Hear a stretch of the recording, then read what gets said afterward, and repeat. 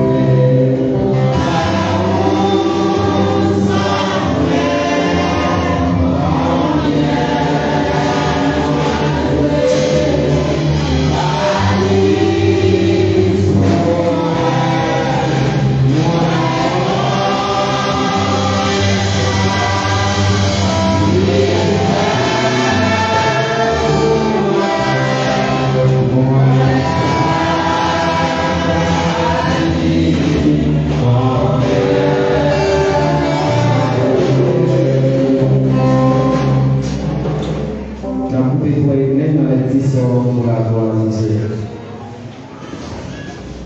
Je vais venir. Découper avec le bout de la main. N'approprier la verse dans son 33 à la gloire de Dieu et de Papa. Pour rester par là, on n'est plus pas malade de Papa Petit de l'épaule.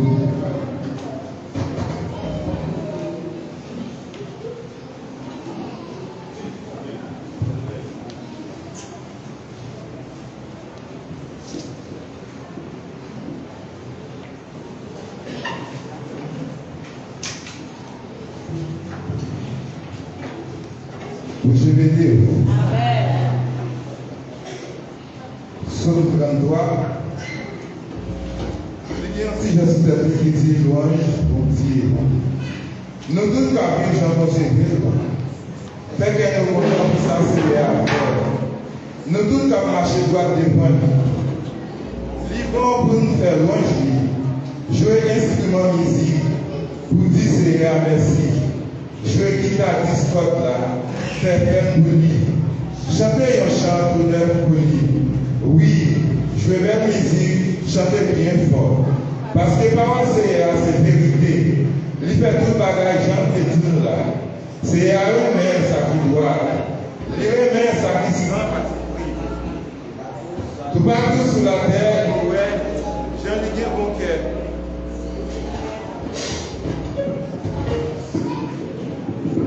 Excusez. Tout partout sur la terre, nous, je viens mon cœur, c'est à parler et puis c'est la fête. Il souffle à bouche, tout ça qui est dans ciel la fête. Il ramasse toute l'eau de la mer, il y a un seul côté. Il met toute l'eau qui n'en fond la mer dans le réservoir. C'est pour tout le monde sur la terre qui est petit pour Seigneur.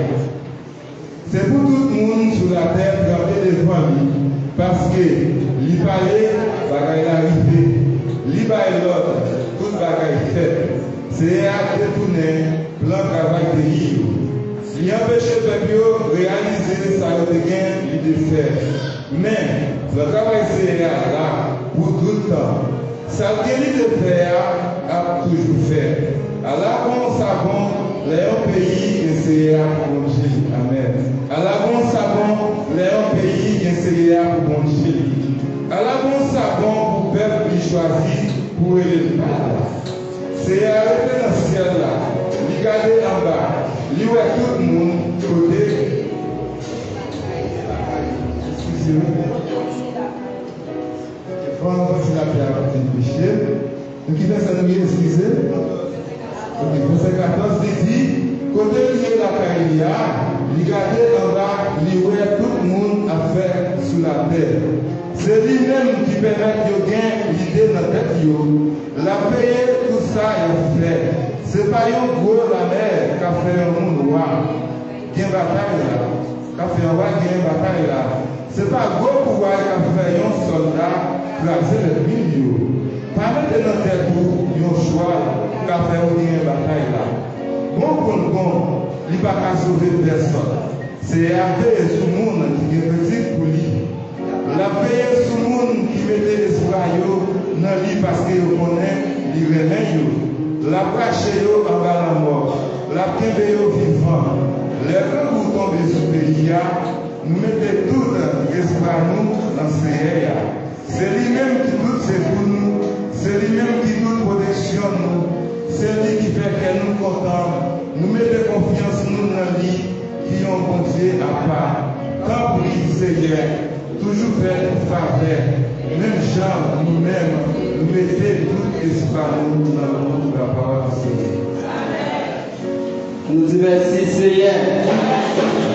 Merci Seigneur. Merci pour parole Seigneur. Merci pour tout bagaille Seigneur. Nous avons chanté même cantique là pour la gloire de Dieu. Et nous pouvons tout ça cantiquer des fois. Mais ce n'est pas seulement chanter, mais garder sous cantique la sortie. Et l'amour sans fin, comme vous pouvez, l'amour sans fin. Et l'amour, ça nous a dit petite baguette, nous a dit madame baguette, nous a dit Marie baguette. L'amour sans fin, seulement Jésus-Christ. Et malgré tout ça, on va passer comme il y a une petite partie Christ pour même toujours. Malgré tout, on va s'accueillir pour le jour.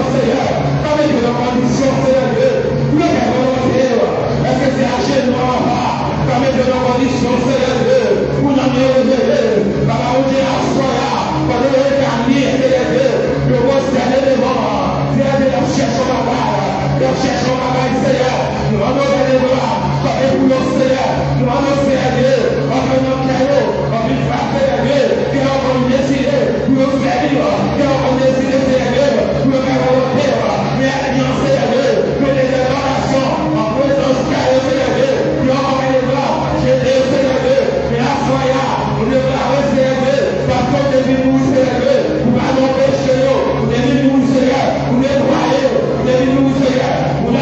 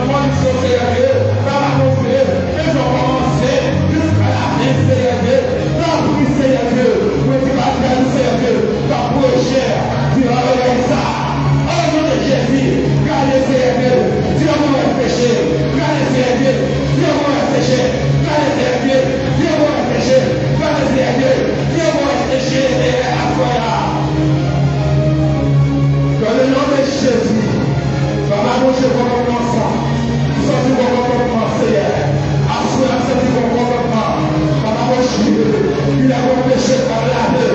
Il a beau rester par nettoyer. Il a beau rester par nettoyer. Il a beau rester il va nettoyer. Il a quelqu'un par la condition. Il a quelqu'un par nettoyer. Il a quelqu'un par régénérer. Il a quelqu'un par visiter. Par la Dieu. Assoyez Dieu. Pendant ça, Seigneur. Il va passer baptême. Pendant ça, Seigneur. Il va passer inutile. Oh Seigneur. Pendant ça, Seigneur. Oh Seigneur. Assoyez. Dieu, Seigneur. Au nom de Jésus, sans ce comportement, au nom de Jésus, nous sommes dans le comportement. Alléluia. Merci, nous sommes dans le comportement. Nous sommes dans le comportement, Seigneur. Nous sommes dans le comportement, Seigneur. Nous sommes dans le comportement. Il y a mon bagage. C'est Dieu qui va te donner son feu. Il y a mon bagage, c'est Dieu. On va d'accord. Il a amené. Il a mon bagage. On va d'accord. Il est sous Dieu. Il a mon bagage. On va d'accord. Il est sous Dieu. On va comme ça. C'est mon affaire de loi. Avec quelqu'un là. Comme l'homme que c'est Dieu. Avec quelqu'un là. Comme l'homme que c'est Dieu. Avec quelqu'un là. Avec la droite. Avec la droite. Avec la droite. Avec la montagne. Avec la difficile. Avec la lumière. Avec la témoignage, Seigneur. Oh, Seigneur, merci. Wow, c'est bon dans ce lieu. C'est bon dans ce temps. Assoyez à la crise de péché. Alléluia, on va laisser les péchés prophétiques. On va laisser les péchés dans le Dieu parfait. Dans le Dieu grâce. Dans le Dieu nettoyer cœur. Dans le Dieu passé. Dans le Dieu passé. Dans le Dieu passé. Quelqu'un qui veut recevoir. Quelqu'un qui veut recevoir. Assoyez. Que retourne la caillou avec un comportement. Par la Dieu. Oui, assoyez. C'est pour vous justifier. Assoyez. C'est pour vous rester sur la rue. Assoyez. C'est pour vous un cœur généreux. Assoyez. C'est pour vous être parlant. Dans le nom de Jésus-Christ de Nazareth. Merci Seigneur. Alléluia. Vous m'avez développé avec l'évolution. Vous développez avec l'évolution. Même comportement. Alléluia. Avec l'évolution. Vous développez avec l'évolution ça. Pendant que nous j'ai passé dans ce salle là. Les bénévoles en l'air. Regardez, pensez à la vie. Regardez-vous qui ont la caille qui n'a pas de problème. Vous devez rester chez ta problème. Alléluia. Alléluia. Vous devez la caille qui n'a pas de Dieu va d'accord. Assoya. Mettez-moi à l'aide de votre présence, mon Dieu.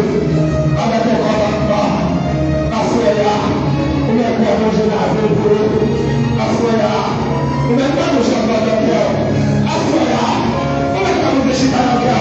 Assoya, on n'a pas besoin de péché.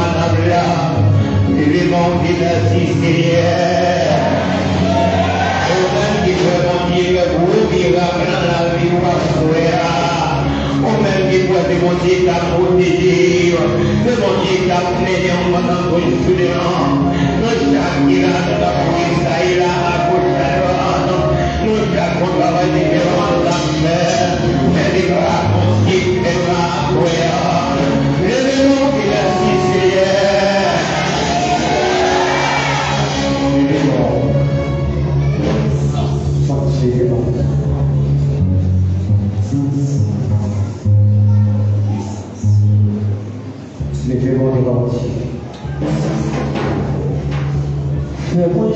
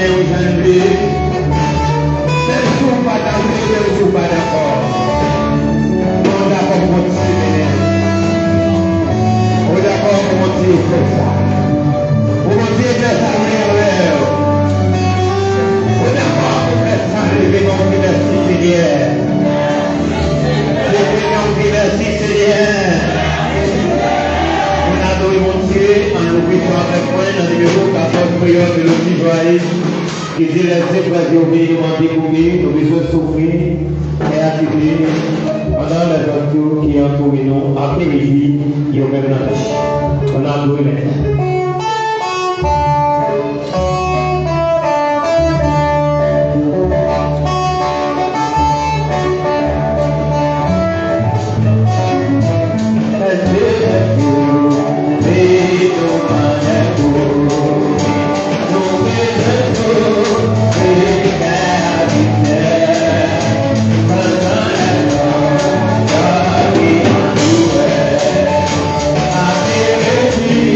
You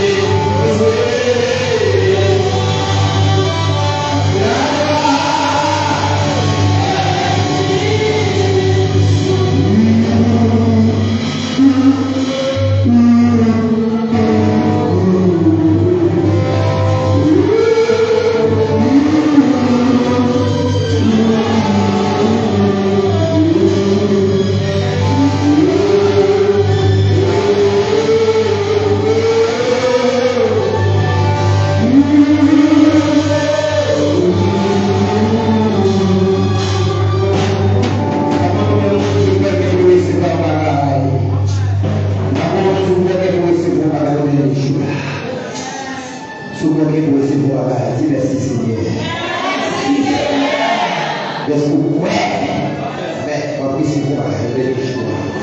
Il ne faut pas que vous pouvez le chien. Dis merci Seigneur, est-ce que vous recevoir?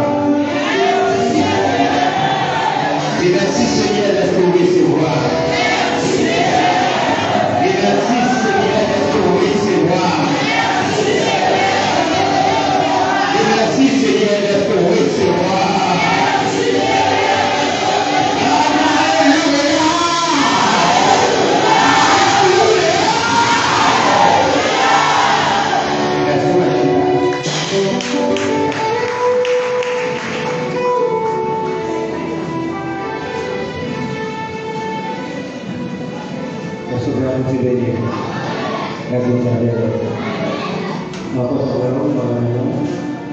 Et moi, ça est dans le Jésus de pouvoir.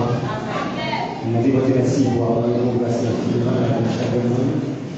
Il y a une chance qu'il a. Pour la leçon de la guerre de l'exercice de la paix. Il y a un seul jour pendant le Seigneur. Il faut mettre les jours qui passent si vous ne le faites pas. Donc, on ne va pas être tout le temps, ce n'est pas mettre les jours à vous. Mais vous la dites, il est content. Vous dites que la caille de la guerre, pas pour l'autre. Et c'est la caille de Dieu qu'on va louer, par des gens qui laissent par les sangs qui brillent. Et ma tour, sous sang qui est à l'aise, alors je pose, c'est toi Yahoo ou bien? Bien. Ils ont ma tour, par les bateaux, ça va avec moi, ça va avec ça. Et c'est lui, on va l'entrée, on fait la maison, il n'y a pas combien de monde il y a pour la guerre. Il n'y a pas combien de monde dans la famille, il y a fait tout mal, il y a des bobos, mal pour parler à ce que nous, même à tous les bobos. Dans Isaïe 54, verset 17, il a forgé pour moi, c'est la santé. Même s'il y a pour les noms, il ne va pas pour moi. C'est pas moi qui viens d'aller dans l'église, mais c'est pour nous qui a fait Jésus. Est-ce que vous voyez ça? Avant de donner le micro, on a demandé si on sait qui existait pour la première fois, pour la première fois. Continuez.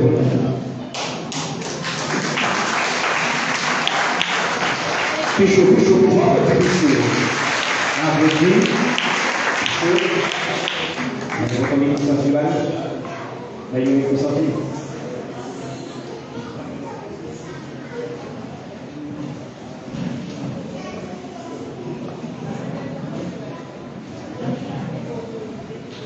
Continuez, papa. La paix mondiale avec nous. Amen. Bon, à soir, nous sommes contents de parler à soir. Et dès que là déjà, mais c'est normal de venir. Mais à soir, je suis content parce que je me parle à soir et ça fait plaisir en plus. Ça fait plaisir en plus et quel que soit, on va continuer à venir. Encore le soir. Mon sang bien. Ça fait bien à l'aise. Mais est-ce que c'est un monde qui a accepté Jésus déjà? Oui, il va accepter Jésus. Oui. Vous voulez parler dans les noms? Bon, moi-même, je vous a. Ok, merci, Manuel. Merci. Oui. Nous allons faire un petit parler de la première fois.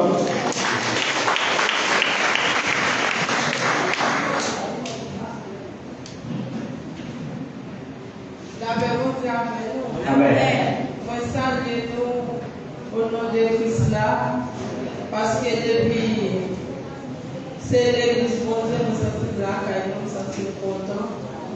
Parce que moi-même, nous parlons de ce que moi, je vais quitter en pile parce que nous sommes en beauté.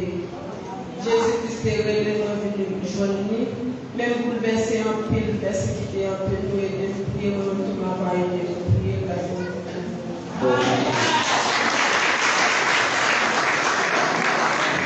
Mais est-ce que vous vivez à l'entour vous aussi la vie de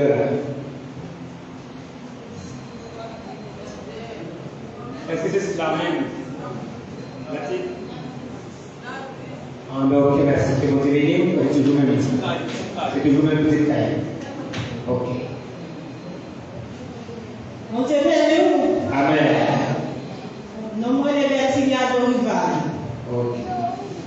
Nous commençons dans votre moyen, nous faisons plus bon. Chaque fois que nous passons au l'hôpital, nous dépensons l'argent et nous allons faire plus bon. Ok. Il y a moi-même pour te rester là-bas, nous allons commencer à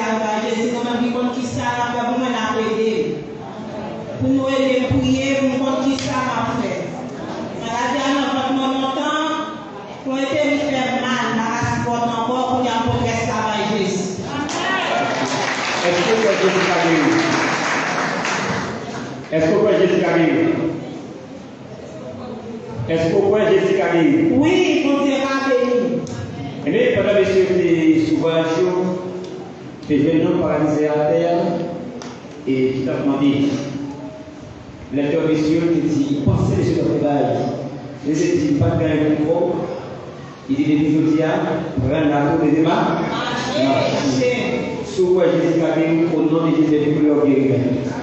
Il faut dire à béni, il faut dire à Jésus, Jésus était pour Jésus a béni, ma tout cœur. Au nom de Jésus, ok, merci. Ok, merci que vous bénissez, vous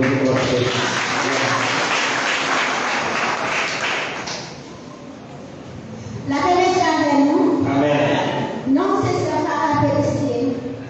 Moi, marché dans l'église baptisée Emmanuel et Nadis. Moi-même, tout ça, nous avons fait, nous avons placé pour ça, nous avons dit merci. Et comme toujours, on se dit merci. Parce que c'est moi qui est là. Amen.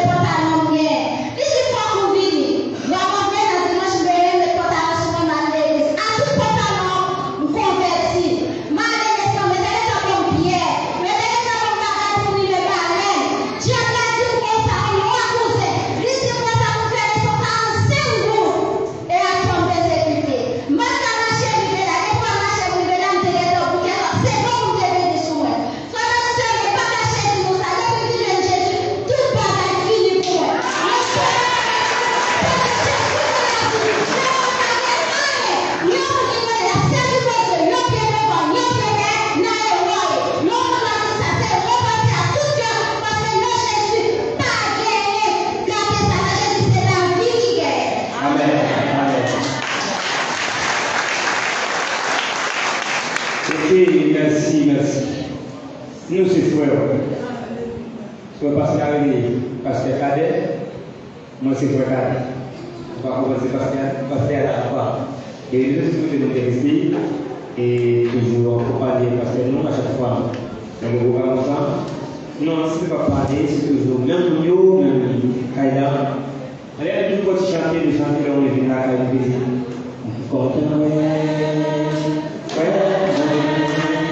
Ovita, ayammu, atakuku, jago, kafe, sita, saya disuri. Mais monsieur va nous non? Monsieur va camper, il va même rire. Ok, c'est ça, d'accord. C'est d'accord. Et il faut l'air de trouver la caille tout triste de trouver là. Donc il n'a plus de sortir. Merci.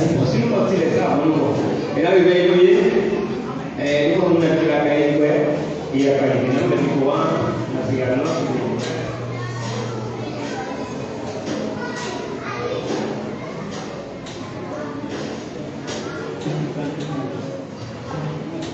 Bon Dieu bénir.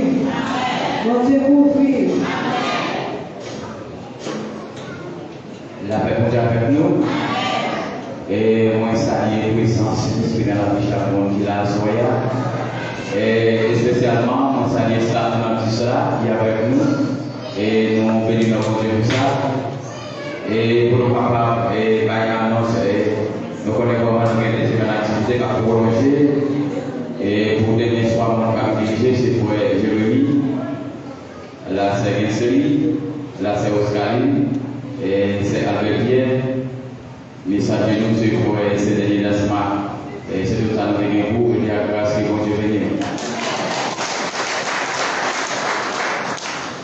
Pour nous capables de passer dans la partie de ces canaux, nous attendons un chant par ces Siméon.